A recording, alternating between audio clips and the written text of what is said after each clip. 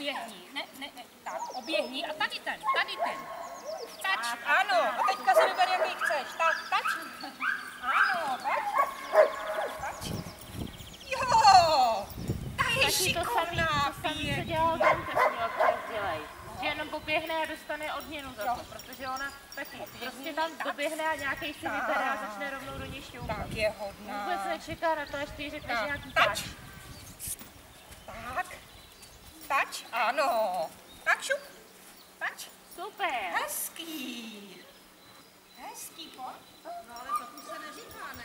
Oběhni. Tač. Má být do 3 úrovní vlastně. Pojď. To nemůžeš na každý balon. Tač. To je jako na jeden míč ty kovely.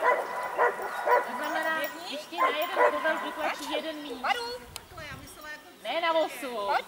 Myslela na všechny, jako na zacelý. To by bylo strašně těžký. Ještě. Tak v podstatě... Ještě. Vidíš, že musí ty balony dát. Ano. Stačí Hezky, jenom jako běž, základní polem, vlastně Běž. pak už může pracovat sám. Oběhni. Když už to umí. Tak a tak. To by byl trošku high level toto teda.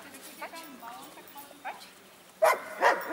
No jasně, když jsou tam balony, tak já třeba jenom klišnu. Jo, víš co, jenom že pak v těch vyšších těch, jak jsem říkala, že ti rozhodčí může určit pořadí. Právě mě smátí. A to by se asi dělalo dost blbě. Ne, to je jasný. Ale Pojď, Vanu. Pojď. Lehni. Super, škola. Hezký to bylo.